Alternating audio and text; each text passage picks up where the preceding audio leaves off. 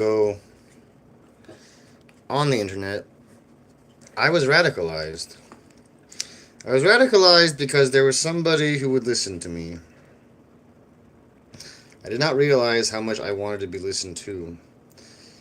But even under my highest degree of radicalization, I could not go all the way because it requires hatred. It requires hatred of a specific group of people. And I simply can't do that. I have things to say about this group of people, but I do not hate them. And by hating them, I mean they would not be my enemy on sight. There's nothing I could do to make any group of people be my enemy on sight.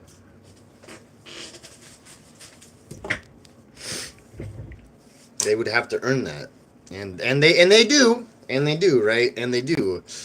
But that's the key part, right? Is earning your hatred. I myself have plenty of scorn. I have earned it. This book right here is not. It's not from those people that radicalized me. It comes from a very different place. It comes from a childhood friend who I would say is neutral.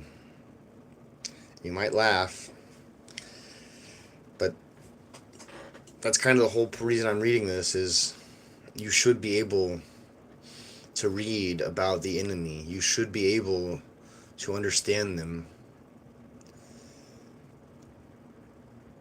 A really big problem, I think, with reality in general is Operation Paperclip.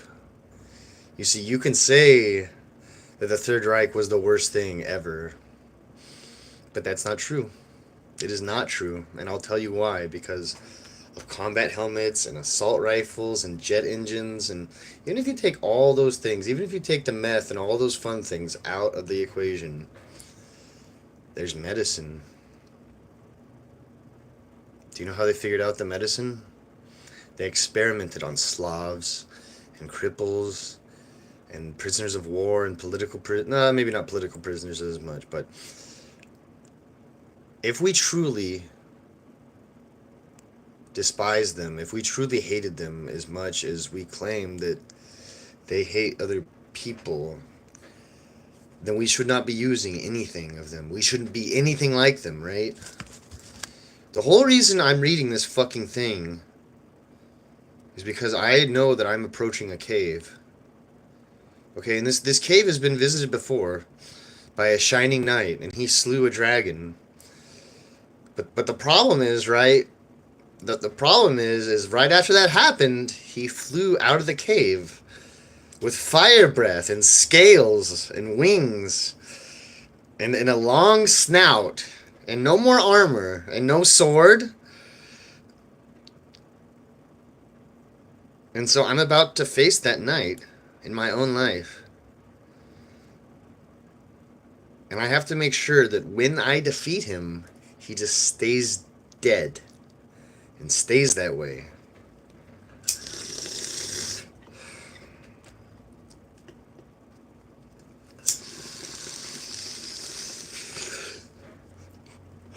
But despite all these admissions, despite all my coping about how I can be trusted to read literature,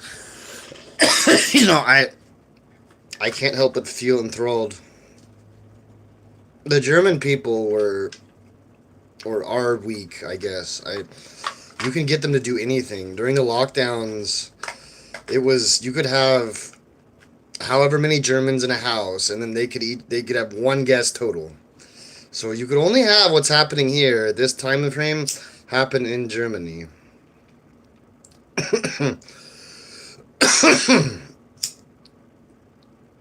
But I do find myself captivated by these pages, and I almost want to stop reading. It's not like I'm bored, because for years I was bored of this book. It had nothing for me. But I can find myself in these pages.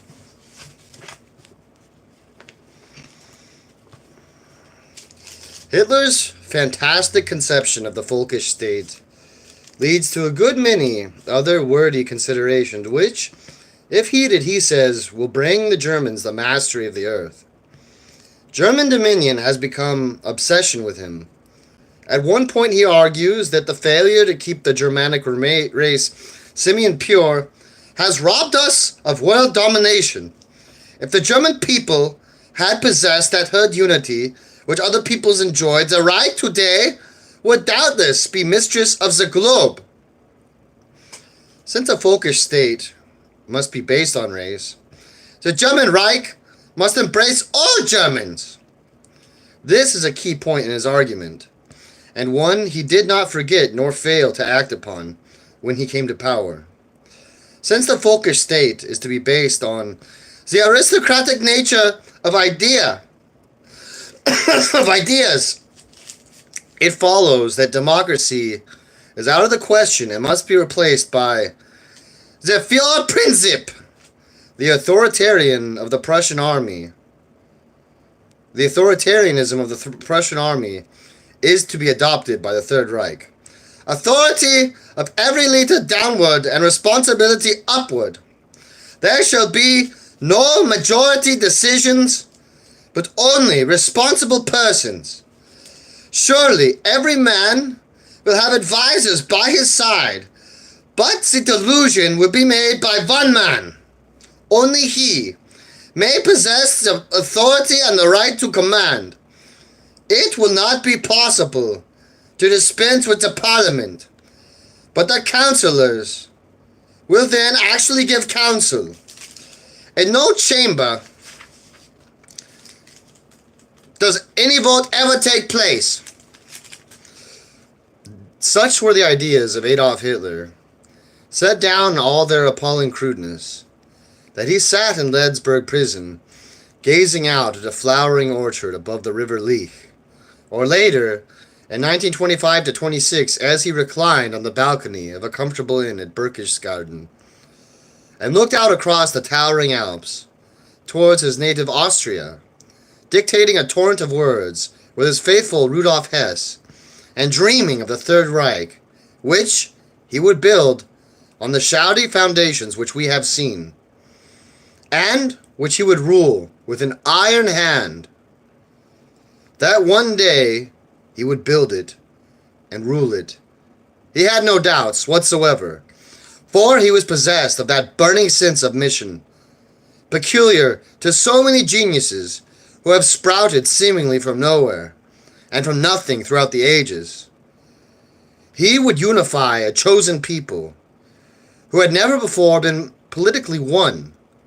He would purify their race. He would make them strong. He would make them lords of the earth. A crude Darwinism, a sadistic fancy, an irresponsible egoism, a megalomania. It was all of these in part, but there was something more. For the mind and the passion of Hitler, all the aberrations that possessed his feverish brain, had roots that lay deep in German experience and thought.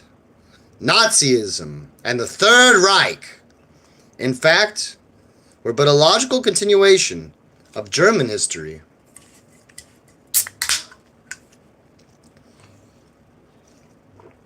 In the delirious days of the annual rallies of the Nazi Party at Nuremberg, at the beginning of September, I used to be accosted by a swarm of hawkers selling a picture postcard on which were shown portraits of Frederick the Great, Bismarck, and Hitler.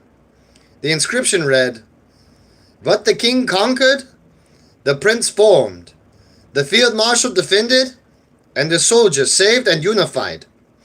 Thus Hitler the soldier was portrayed, not only as the savior and unifier of Germany, but as the successor of these celebrated figures who had made the country great. The implication of the continuity of German history, culminating in Hitler's rule, was not lost upon the multitude. The very expression, the Third Reich, also served to strengthen this concept.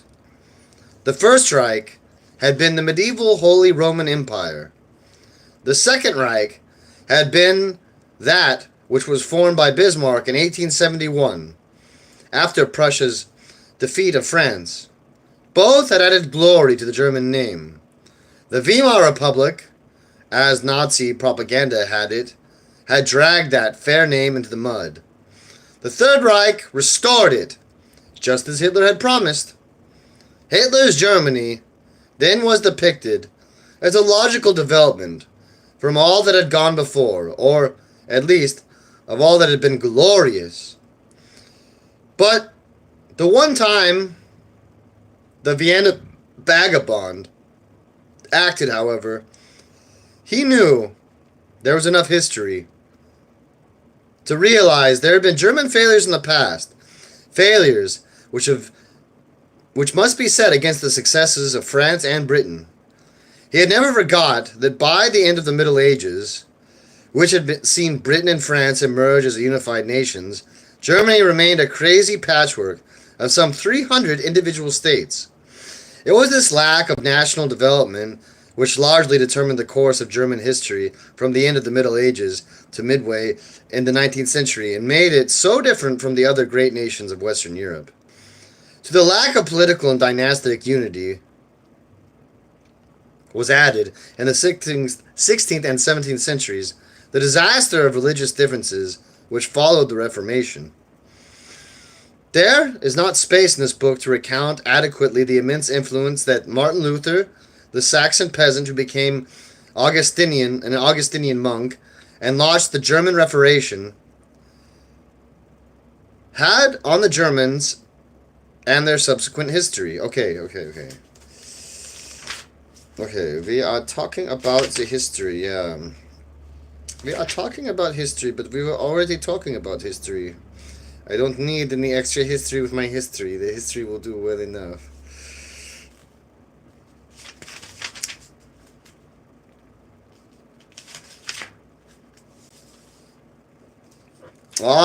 This is important. Yeah, this actually is some important historical history.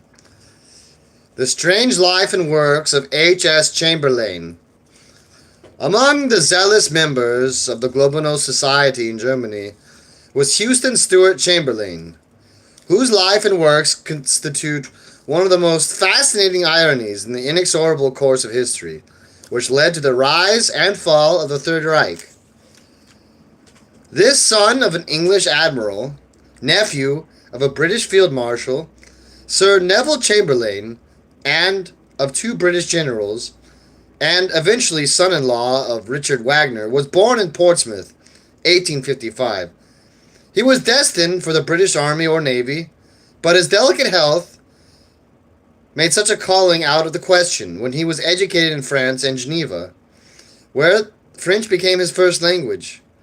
Between the ages of 15 and 19, fate brought him in touch with two Germans, and thereafter he was drawn irresistibly toward Germany, of which he ultimately became a citizen, and one of the foremost thinkers in whose language he wrote all of his many books, several of which an almost blinding influence on Wilhelm II, Adolf Hitler, and countless lesser Germans. In 1870, when he was 15, Chamberlain landed in the hands of a remarkable tutor, Otto Kuntz, a Prussian of the Prussians, who for 4 years imprinted on his receptive mind and sensitive soul the glories of militant, conquering Prussia, and also, apparently, unmindful of the contrasts of such artists and poets of Beethoven, Goethe, and Schiller, and Wagner. At 19, Chamberlain fell madly in love with Anna Horst, also a Prussian, 10 years old, his senior, and, like him, highly neurotic. In 1882, at the age of 27, he journeyed from Geneva, where he had been immersed for 3 years in studies of philosophy, natural history, physics, chemistry, and medicine. There he met Wagner, who, as he says, became the son of his life, and Cosima, the composer's wife, to whom he would remain passionately and slavishly devoted to the rest of his days.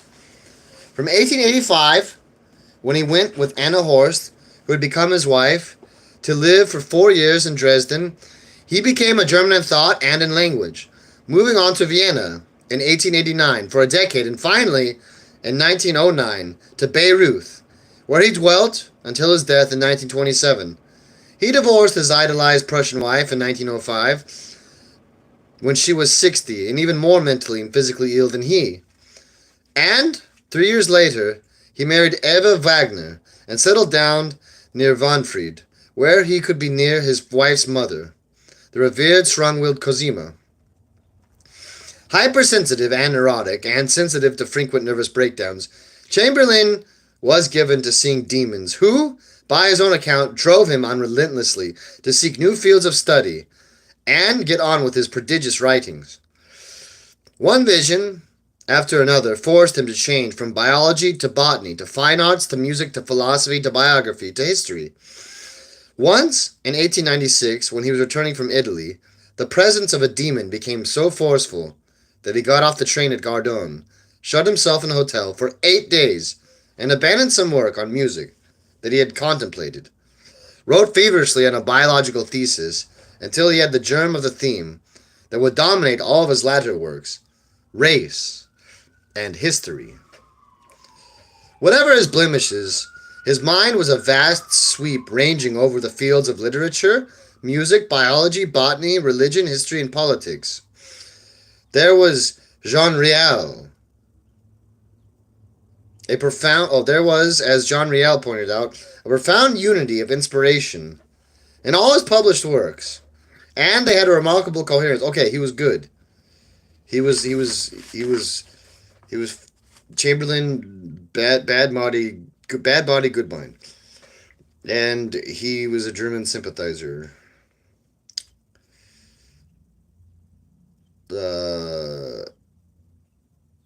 Something about the Jews. Something about the Jews.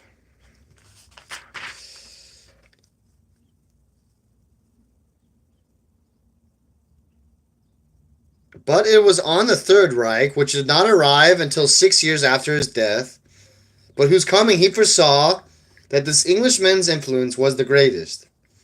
His racial theories and his burning sense of the destiny of the Germans in Germany were taken over by the Nazis, who acclaimed him as one of their prophets.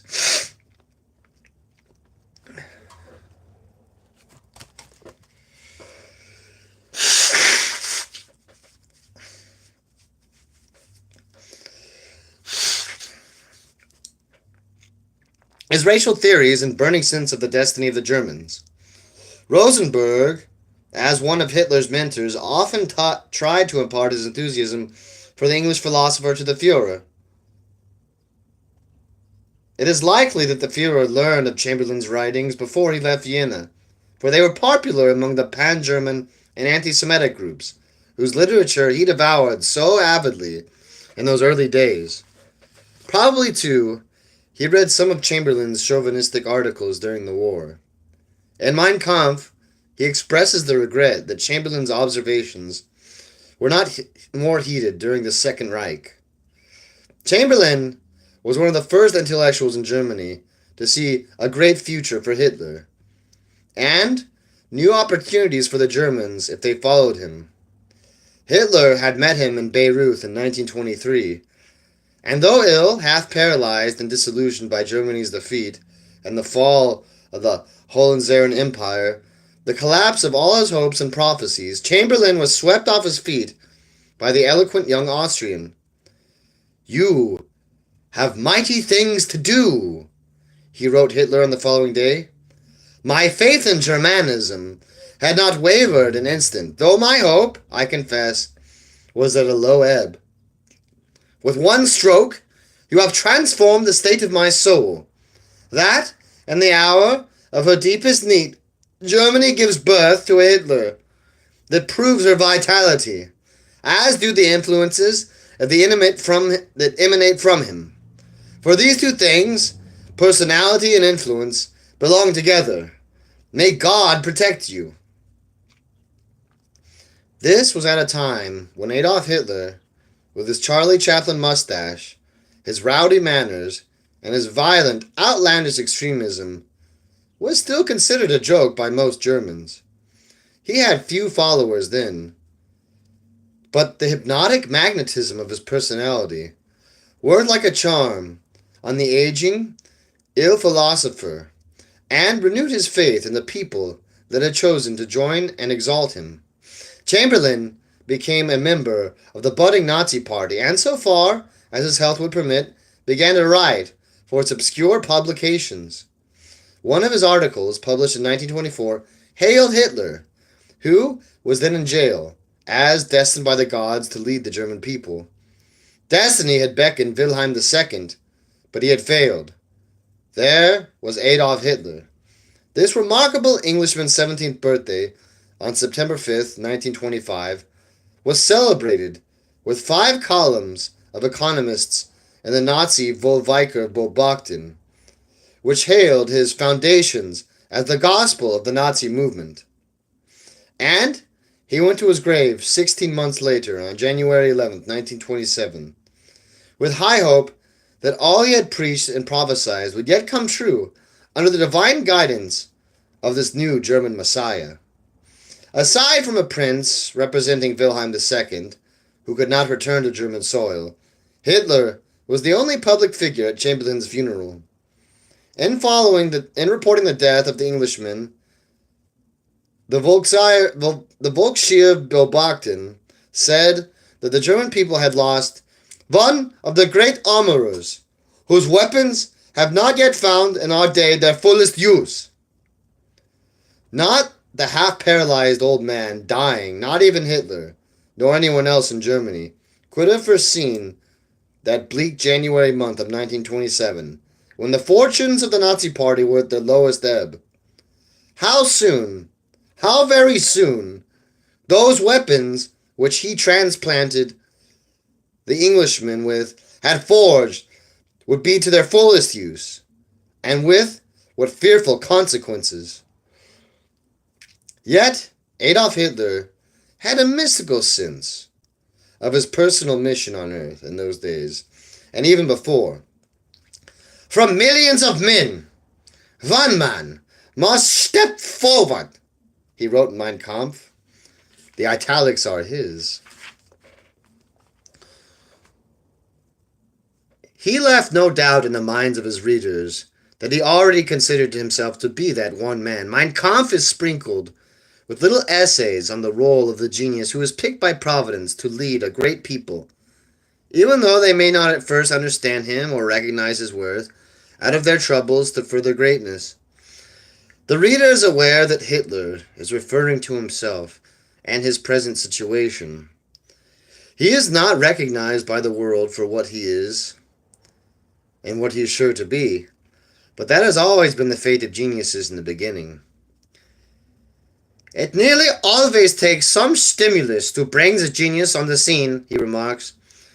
The world then resists and does not want to believe that type, which apparently is identical with it, is suddenly a very different thing, a process which is repeated with every eminent son of man. The spark of genius, he declares, exists in the brain of the truly creative man from the hour of his birth. True genius is always inborn and never cultivated, let alone learned. Karl Marx has something similar to say. I don't know if I agree with Hitler completely on this. I think that actually Karl Marx said it better. He says that only men are in control of their conceptions. Only real active men. And so you kind of can cultivate it, or rather, I would say it's more important to uninhibit the geniuses than it is to raise them up. I guess that's what I'm saying. Marx is saying, leave them alone. They'll figure it out. Hitler is saying they're hopeless. They don't need help because it won't help them.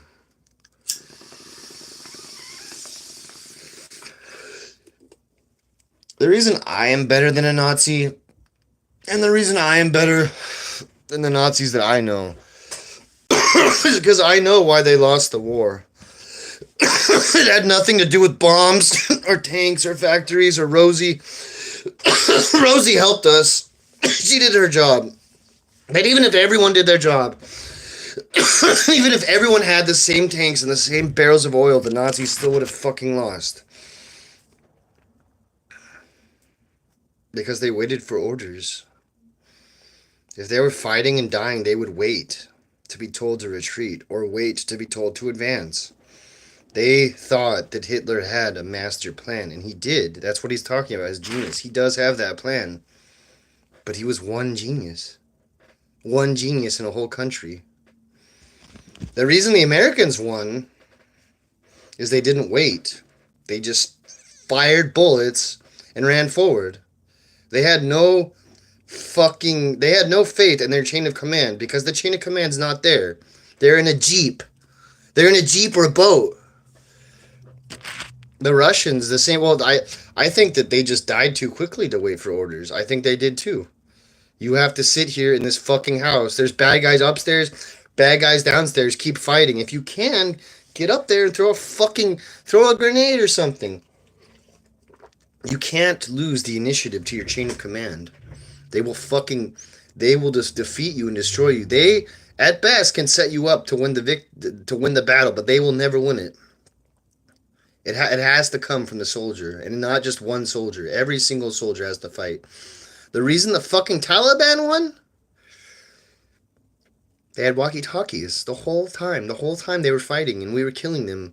They were screaming in their walkie-talkies about how many of us they were killing. We would kill 20 or 30 of them for every one of us. Maybe 50 or 1,000. But the whole time, they were excited. They were happy. They couldn't believe it that there were more Americans to shoot. And soon it became a thing where they started fucking hunting us. Their lust for killing in war became so great that it had a magnetic effect, and that's why we lost.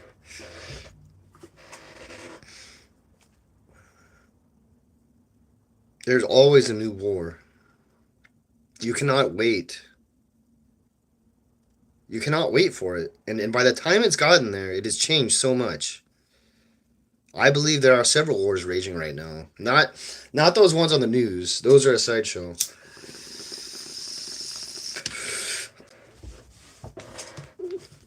They are the forever war.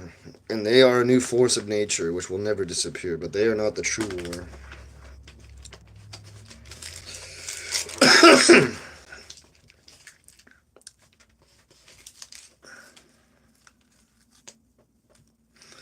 They may be called heroes, inasmuch as they have derived their purposes and their vocation, not from the calm, regular course of things sanctioned by the existing order, but from a concealed font, from that inner spirit still hidden beneath the surface, which impinges the outer world as on a shell when it bursts to pieces.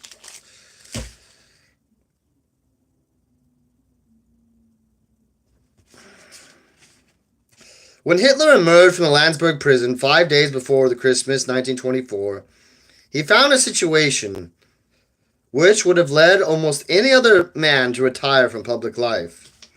The Nazi Party and its press were banned. The former leaders were feuding and falling away.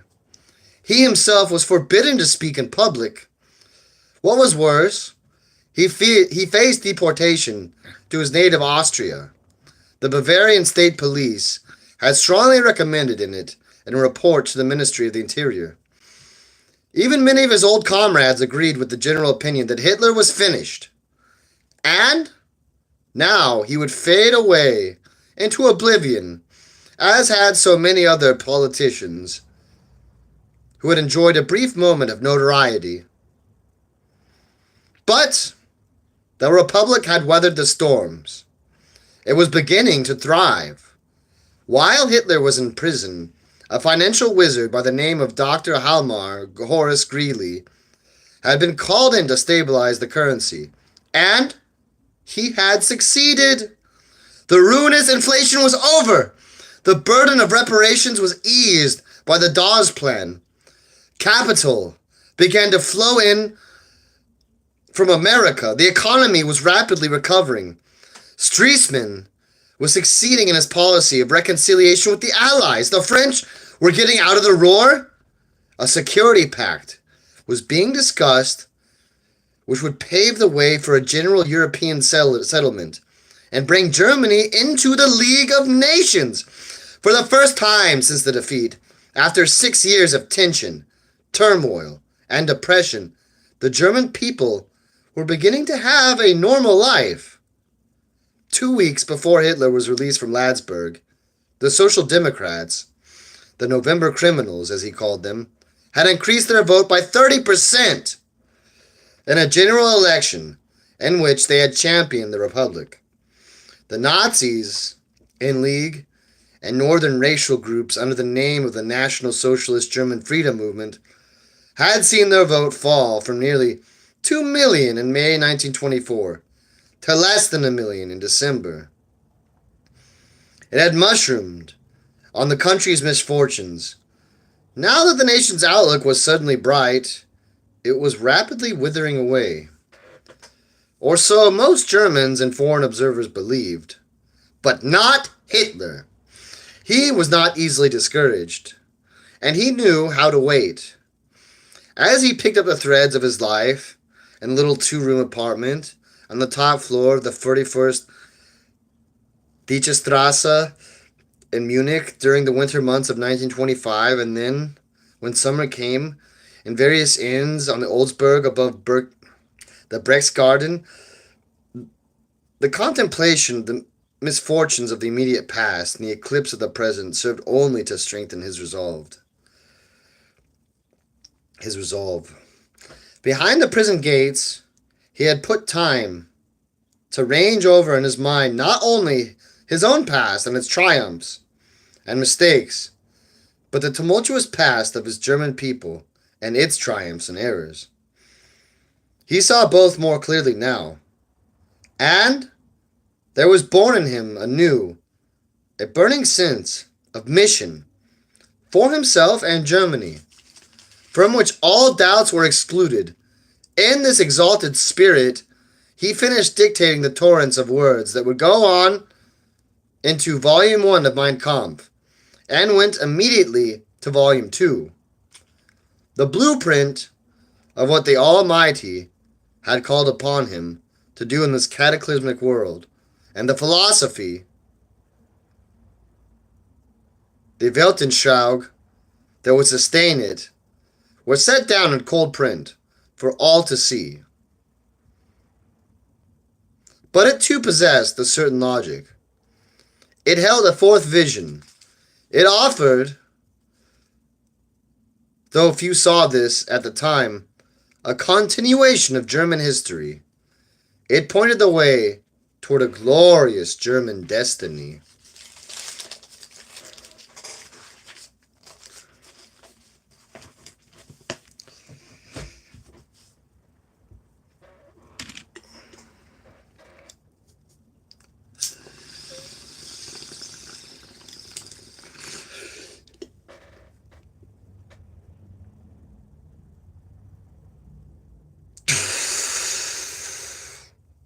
I think the greatest fondness I have to anyone in this book is Ludendorff. I skipped over many pages that were dealing with historical histories. I hope Ludendorff wasn't lost in them. I've never heard of him before, and I seem to be more like him than anything else. And unfortunately, if I was there at the beginning, if I had been courageous like Ludendorff, and if I had spurned the Nazis into being courageous too, because there were too many cowards at the beer hall putsch. That's what I realized. Because they were so close to getting exactly what they wanted, but they didn't really want it that bad. Only Ludendorff wanted it. 16 Nazis shot down. 3 police officers also shot down. The Nazis had a truck filled with machine guns and machine gunners. I don't know what the police had, but they probably had something worse if they got it. But Ludendorff just walked through with a couple of his. He just walked through the bullets and got to the other side. He and that policeman were the only 2 good Nazis at the beginning, because they were the only 2 ones that actually played the objective. In fact, that's what Ludendorff was trying to do, was trying to secure the police chief because he was under siege. But it would have all fallen apart. If they would have all gotten up and the movement would have been there, they would have gotten Austria, and then that would have been it. It would have been just a leaf in the wind. It would have been successful, and they would have enjoyed local office until something happened to Europe. Until whatever World War II alternative happened to Europe happened to Europe. But they couldn't have done it without Ludendorff, though.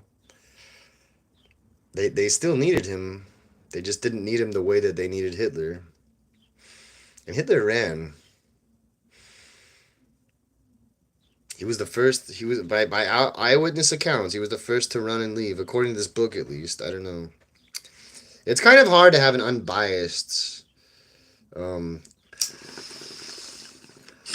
kind of hard to have an unbiased opinion of Hitler. Mark Felton. I used to listen to that guy for years, but he's just so clever, right? Trying to sell you an unbiased representation, but then he just slips these little fucking, like, it's like eating pilaf, but you have just like a little bit of fecal matter in there. Not enough to really change the flavor, but like once you realize it's there, it's just so noticeable and you can't eat it anymore. And I mean, Mark Felton's a Jewish, okay? So I'm not saying anything about him other than that I feel like he probably would have a strong feeling one way or another. I I just feel like he's going to be biased based off that. He's going to have a predisposition to be biased based off that. So I don't listen to Mark Felton anymore. I don't. This guy does the same thing. He says little unflattering things about Hitler, which seem to be true. Right? So it's not liable if it's true. The years from 1925 until the coming of the Depression in 1929 were the lean years for Adolf Hitler and the Nazi movement. But as a measure of the man that he persevered and never lost hope or confidence to be, despite the excitability of his nature, which often led to outbursts of hysteria, he had the patience to wait and the shrewdness to realize that the climate of material prosperity and of feeling, man,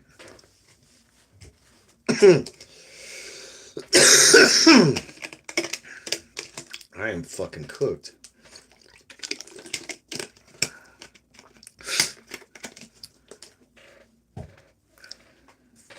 He was confident that the good times would not last.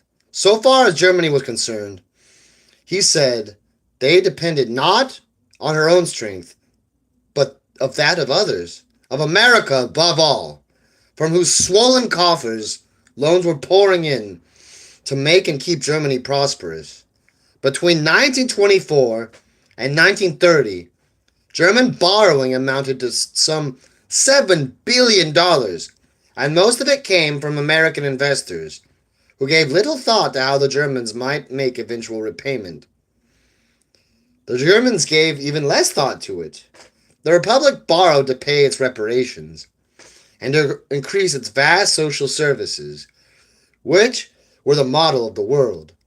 The states, cities, and municipalities borrowed to finance not only needed improvements, but building of airfields, theaters, sports stadiums, and fancy swimming pools. Industry, which had wiped out its debts in the inflation, borrowed billions to retool and to rationalize its productive processes. Its output, which in 1923 had dropped to 55% of that in 1913, rose to 122% by 1927. For the first time since the war, unemployment fell below 1 million to 650,000 in 1929.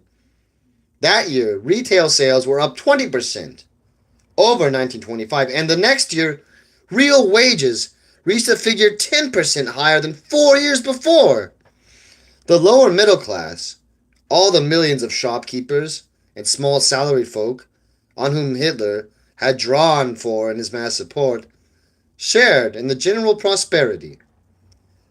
My own acquaintances with Germany began in those days.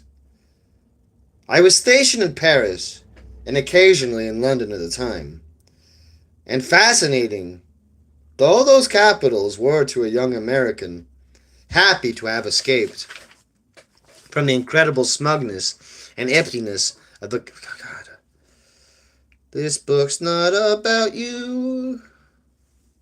I don't care.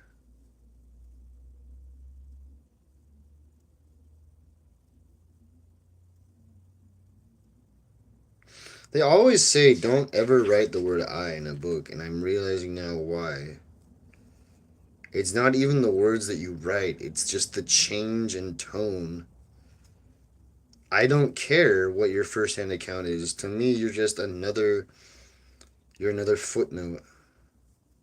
Just be a footnote. I don't even know the name of this author.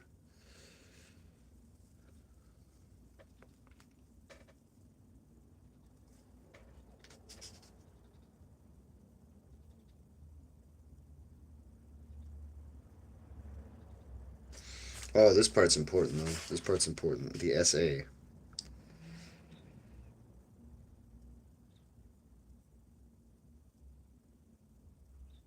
Hitler had gone to the meeting with his mind made up on two objectives, which he intended henceforth to peruse. One was to concentrate all power in his own hands. The other was to re-establish the Nazi Party as a political organization which would seek power exclusively through constitutional means. He had explained the new tactics to one of his henchmen, Karl Lüdke, while still in prison. When I resume active work, it will be necessary to pursue a new policy. Instead of working to achieve power by armed coup, we shall have to hold our noses and enter the Reichstag against the Catholic and Marxist deputies. If outvoting them takes longer than outshooting them, at least the result will be guaranteed by their own constitution. Any lawful process is slow. Sooner or later, we will have a majority. And after that, Germany. On his release from Landsberg,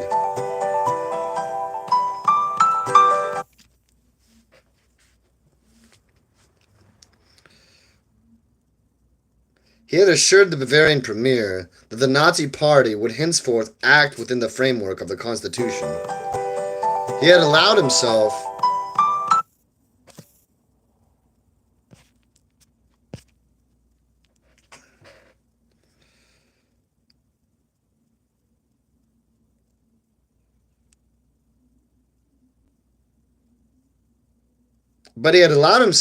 to be carried away by the enthusiasm of the crowd in his reappearance at the Brubacher on February 27th. His threats against the state were scarcely veiled. The Republican regime, as well as the Marxists and Jews, was the enemy. And in his peroration he had shouted, "To this struggle of ours, there are only two possible issues. Either the enemy passes over our bodies, or we pass over theirs." The wild beast, in this, his first public appearance after his imprisonment, did not seem checked at all. He was again threatening the state with violence despite his promise of good behavior. The government of Bavaria promptly forbade him to speak again in public, a ban that was to last 2 years. Other states followed suit. This was a heavy blow to a man whose oratory had brought him so far. A silenced Hitler was a defeated Hitler, as ineffective as a handcuffed pugilist in a ring, or so most people thought. But again, they were wrong. They forgot that Hitler was an organizer as well as a spellbinder. Curbing his ire at being forbidden to speak in public, he was set to work with furious intent to rebuild the National Socialist German Workers' Party and to make of it an organization such as Germany had never seen before. He meant to make it, like the army, a state within a state, The first job was to attract dues-paying members. By the end of 1925, they numbered just 27,000. The going was slow, but each year some progress was made. More important was the building of an intricate party structure which corresponded to the organization of the German government, and indeed of German society. The country was divided into districts, or Gau, which corresponded roughly with the 34 Reichstag electoral districts, and at the head of which was a Gauleiter appointed by Hitler. There were an additional 7 Gau from Austria, Danzig, and Saar, and the Sudetenland in Czechoslovakia. A Gau was divided into Krysa. Okay. The political organization of the Nazi Party was divided into 2 groups. POI, as it was known, designed to attract and undermine the government, and PO2, or PO2 to establish a state within a state. Thus, the second group had departments of agriculture, justice, national economy, interior and labor, and, with an eye to the future, of race and culture, and of engineering. PO1 had departments of foreign affairs and labor unions, and the Reich Press Office.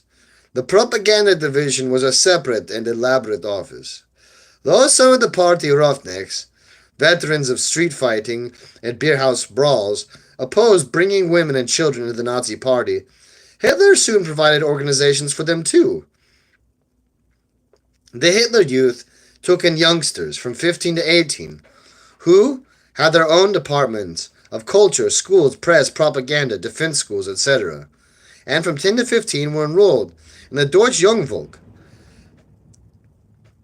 For the girls there was the Bund Deutscher Mädel, and for the women the NS Frauenstreifen. Students, teachers, civil servants, doctors, lawyers, jurists, all had their separate organizations. And there was a Nazi culture boon to attract intellectuals and artists. After considerable difficulties, the SA was reorganized into an armed band of several 100,000 men to protect Nazi meetings, to break up the meetings of others, and to generally terrorize those who opposed Hitler. Some of its leaders also hoped to see the SA supplant the regular army when Hitler came to power. To prepare for this, a special office under General Franz Reiter von Epp was set up, called the Weltpolitische Amt. Its 5 divisions concerned themselves with such problems as external and internal defense policy, defense forces, popular defense potential, and so on. But the brown-shirted SA never became much more than a motley mob of brawlers. Many of its top leaders, beginning with its chief Röhm, were notorious homosexual perverts. Lieutenant Edmund Heinz, who led the Munich SA, was not only a homosexual, but a convicted murderer. These two and dozens of others quarreled and feuded, as only men of unnatural sexual inclinations with their peculiar jealousies can. To have at hand a more dependable band, Hitler created the SS, Schutzstaffel, put their members in black uniforms, similar to those worn by the Italian fascisti, and made them swear a special oath to him personally. At first, the SS was little more than a bodyguard for the Führer. Its first leader was a newspaper man named Berchtold. As he preferred the relative quiet of the newsroom of the Volksrepublik Beobachten to playing cop and soldier, he was replaced by one Erhard Hayden, a former police stool pigeon of unsavory reputation. It was not until 1929 that Hitler found the man he was looking for as the ideal leader of the SS, in the person of a chicken farmer in the village of Waltendrug, near Munich. A mild-mannered fellow, whom people mistook, as did this author when he first met him, for a small-town schoolmaster, and whose name was Heinrich Himmler. When Himmler took over the SS, it numbered just 200 men. By the time he finished his job, with it, the SS dominated Germany, and it was a name that struck terror throughout occupied Europe. At the top of the pyramid of the intricate party organization stood Adolf Hitler, with the highfalutin title of Party und Oberster SA Führer, which may be translated as Supreme Leader of the Party and the SA, Chairman of the National Socialist German Labor Organization. Directly attached to his office was the Reich Diktorat, which was made up of the top bosses of the party and such useful officials as the Reich Treasurer and the Reich Business Manager. Visiting the palatial Brown House in Munich, the national headquarters of the party, during the last years of the Republic, one got the impression that there were indeed officers of a state within a state. That, no doubt, was the impression Hitler wished to convey, for it helped to undermine confidence, both domestic and foreign, in the actual German state, which he was trying to overthrow. But Hitler was intent on something more important than making an impression. 3 years after he came to power, in a speech to the old fighters at the Bürgerbrau on the anniversary of November 9th, 1936, he explained one of the objectives he had in building the party up into such a formidable and all-embracing organization. "We reorganized," he said, in recalling the days when the party was being reformed after the putsch. "That is not enough to overthrow the old state, but that the new state must previously have been built up and be practically ready at one's hand. In 1933, it was no longer a question of overthrowing a state by an act of violence. An organization, however, streamlined and efficient, is made up of erring human beings.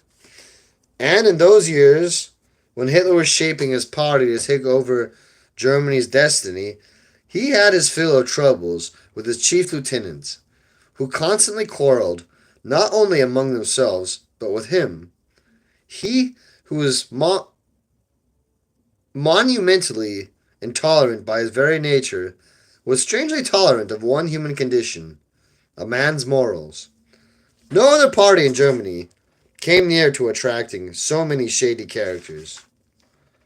As we have seen, a conglomeration of pimps, murderers, homosexuals, alcoholics, and blackmailers flocked to the party, as if to a natural haven. Hitler did not care, as long as they were useful to him. When he emerged from prison, he found not only that they were at each other's throats, but that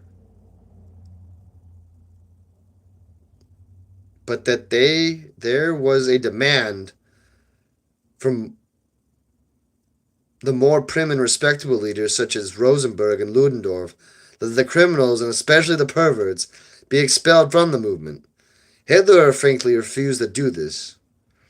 "I do not consider it to be the task of the political leader," he wrote in his editorial, "to attempt to improve upon or even to fuse together the human material lying ready to his hand." Wow. Netflix had a show that was very good. It was great. It was called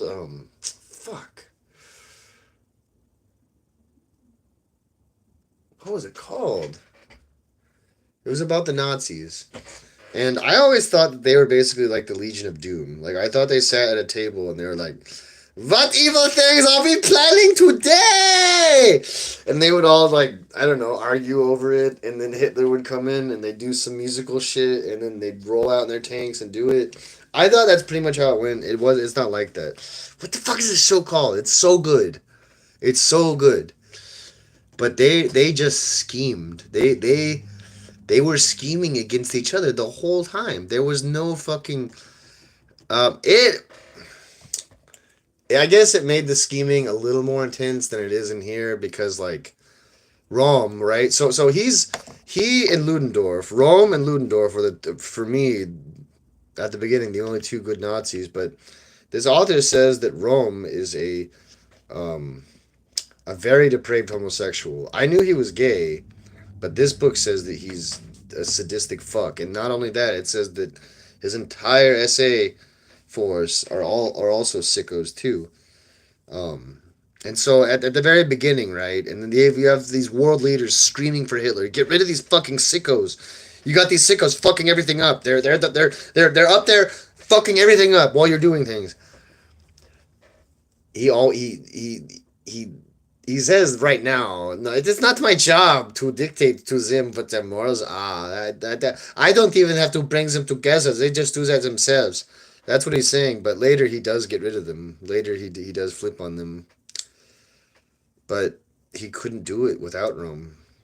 He ends up, I'll spoil it for you. He gives the SA fucking a police holiday. And so they go in this fucking cottage and they have a fucking police gay German Nazi orgy. And Hitler comes in and a bunch of people come in and fuck, they just shoot the fuck out of everyone there. And I don't remember if Hitler shoots Rom or if he gives Rom a fucking pistol to shoot himself with. But eventually Rom is gone, but it's really just a thankless end for really the hardest charging. But see, you kind of have to be a sicko. You kind of have to be a weirdo to be at the front. You can't just be normal. You can't just be a normal, regular movie. Like you can't be a movie protagonist, right? That doesn't happen. It's killing me that I don't know what that fucking. It's killing me that I don't know what the fucking name of that Netflix show is because I doubt that it's still there. It's probably memory hold now, but for me, it was the biggest insight to them. It was not flattering at all, but it just seemed very true. It didn't seem salacious. But they fucking Netflix will memory hole anything. There was that one. Um, wow, my memory's not doing good either. They got rid of another fucking show. When the FBI goes and they shoot those fucking cultists, David Koresh in Texas. They made an incredible show about that. It was so good. It was so good. And they got rid of it and they put a documentary on there.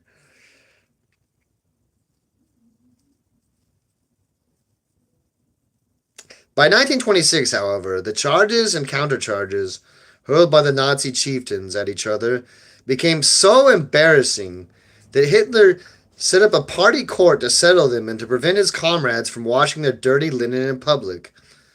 This was known as the Ulscha, Committee for Investigation and Settlement. Its first head was former General Hyman, but he was unable to grasp the real purpose of the court, which was not to pronounce judgment on those accused of common crimes, but to hush them up and see that they did not disturb party discipline or the authority of the leader. So the general was replaced by a more understanding ex-officer, Major Walter Butch, who was given two assistants. One was Ulrich Graf, the former butcher who had been Hitler's bodyguard. The other was Hans Frank, a young Nazi lawyer, of whom more will be heard later when it comes time to recount his bloodthirstiness as Governor General of the occupied Poland, for which he paid on the gallows at Nuremberg. So Hitler is staffing this fucking like secret hush court with scary, scary guys, right? He's trying to like make them subtle, right? He's trying to give these very, very unsubtle men the job of providing subtlety into the Reich because they have these crazy flamboyant homos fucking raping people and kicking down doors and shit. But the reason why, though, the reason why that he chose such unsettled. I mean, two of these people are just called butchers, right? Um, so they could scare the other Nazis, like the leader of the SS, and I mean, man, I'm not great with the names. But they're look, a lot of Nazis are not that scary. They're not that big. At least the Nazi leaders weren't. So he had this court to intimidate them. Man, this is good stuff. I feel like more is gonna help me out more than less will. Look.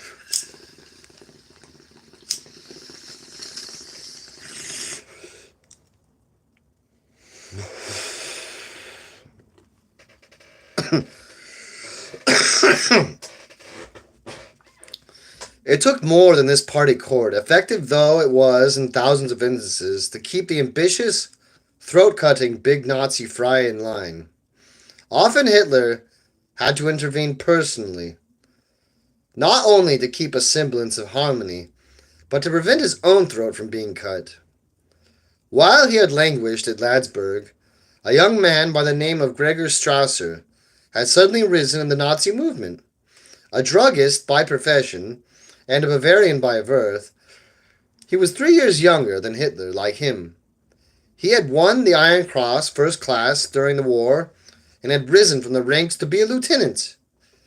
He had become a Nazi in 1920, and had soon become the district leader in Lower Bavaria.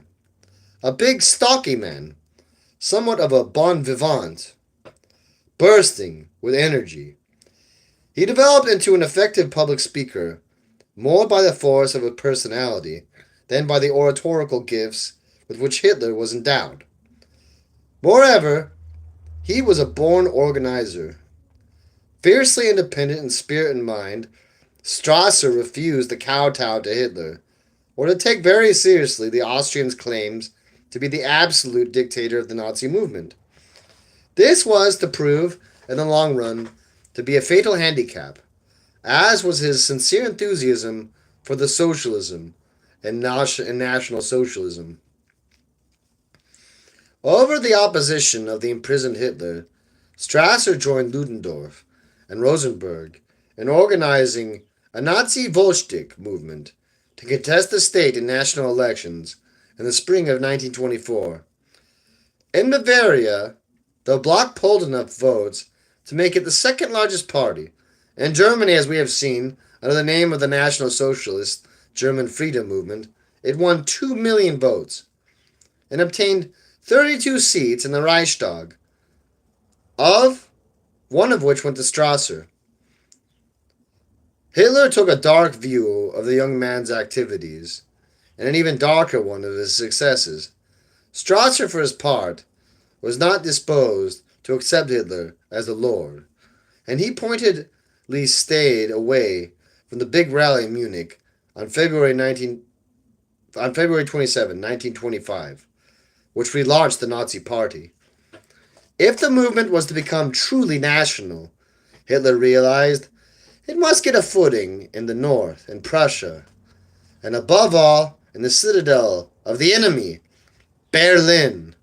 In the election of 1924, Strasser had campaigned in the north and made alliances with the ultranational groups, there led by Albrecht von Graffe and Count Ernst zu Reventlow.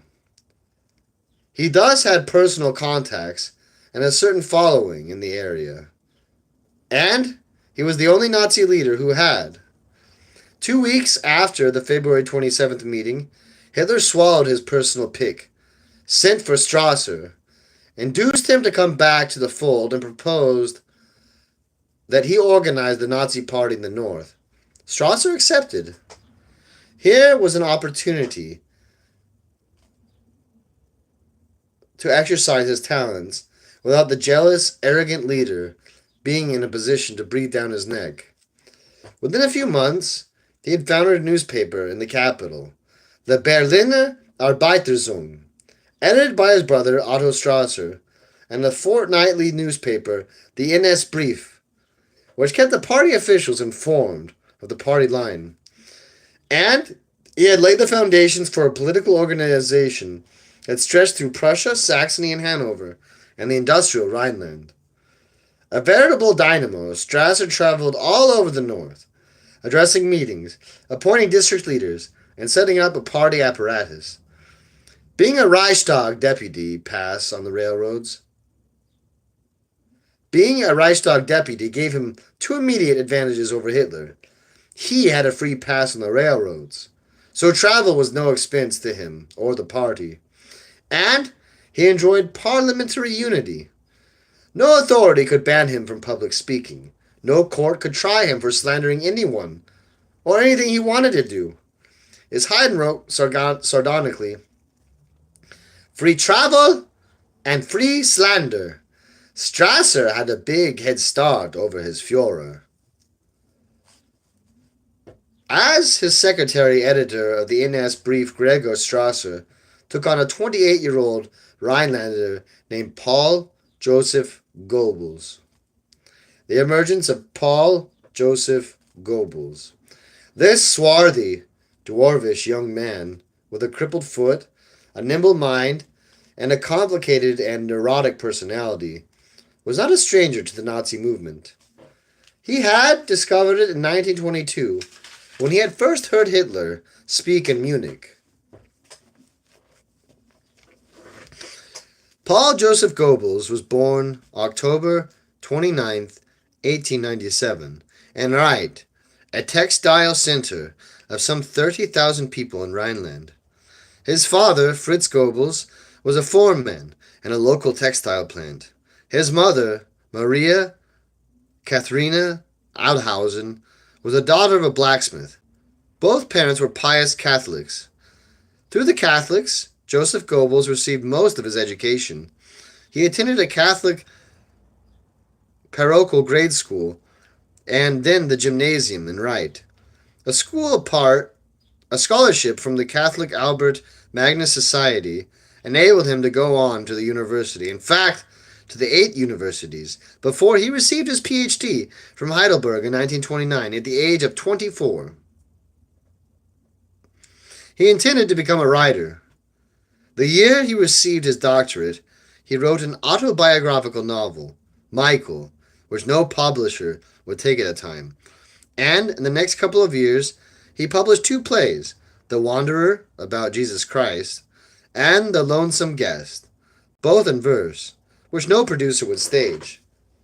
But he had no better luck in journalism. The great liberal daily, Berliner Tageblatt, turned down the dozens of articles he submitted in his application for a reporter's job. His personal life was also full of frustrations in the early days.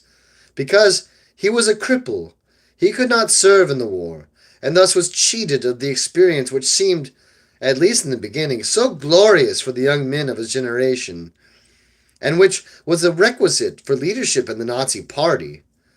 Goebbels was not, as most people believed, born with a clubfoot. At the age of 7, he had suffered an attack of osteomyelitis, an inflammation of the bone marrow.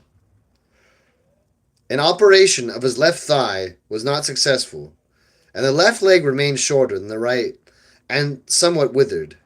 This handicap, which forced him to walk with a noticeable limp, riled him all these days of his life, and was one of the causes of his early embitterment. In desperation, during his university days, and during the brief period when he was an agitator against the French in the Ruhr, he often passed himself off as a wounded war veteran. Nor was he lucky in love. Though all his life he mistook the Flanderings, which became notorious in his years of power, for great armors.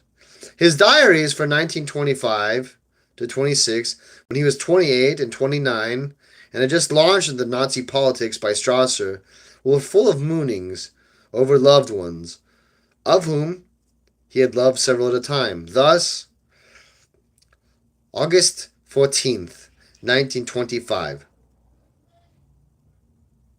Alma wrote me a postcard from Bad Harzburg. The first sign of her since that night, this teasing, charming Alma. Received first letter from Elsa in Switzerland. Only Elsa, dear, can write like that. So I am going to the Rhine for a week, to be quite alone. Then Elsa will come. How happy I am in anticipation. August 15th.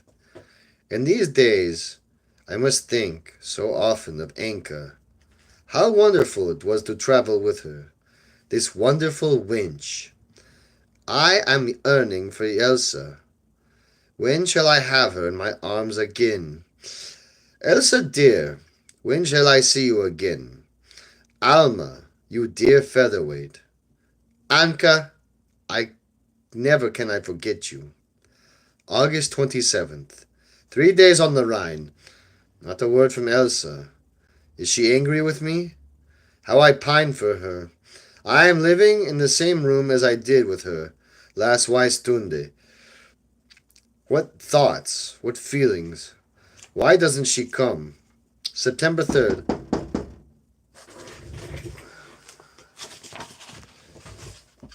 the fuck is out there? You let me in, Paul? What the fuck, dude? It's that door right there. Just let me in that door right there. Dude, fuck you. No, I'm not. I'm not letting you in. Fuck you. Okay.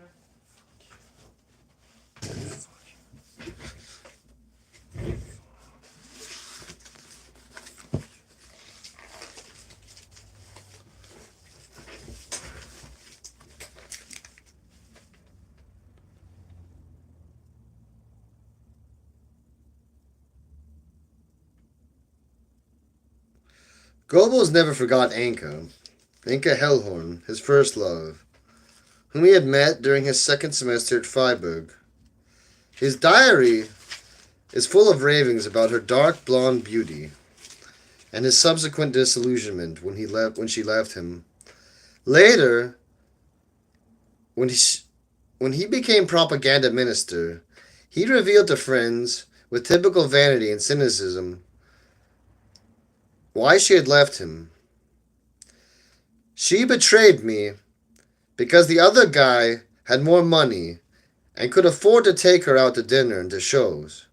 How foolish of her. Today, she might be the wife of the Minister of Propaganda. How frustrated she must feel. Anka married and divorced the other guy, and in 1939 came to Berlin, where Goebbels got her a job on the magazine. It was Strasser's radicalism, his belief in the socialism of National Socialism, which attracted the young Goebbels. Both wanted to build a party on the proletariat. The diary of Goebbels is full of expressions of sympathy for communism at this time. In the final analysis, he wrote on October 23rd, 1925, it would be better for us to end our existence under Bolshevism than to endure slavery under capitalism. On January 31st, 1926, he told himself in his diary, I think it's terrible that we, the Nazis and the communists, are bashing in people's heads. Where can we get together sometime with the leading communists? It was at this time that he published an open letter to a communist leader assuring him that the Nazism and communism were really the same thing. You and I, he declared, are fighting another, but we are not really enemies.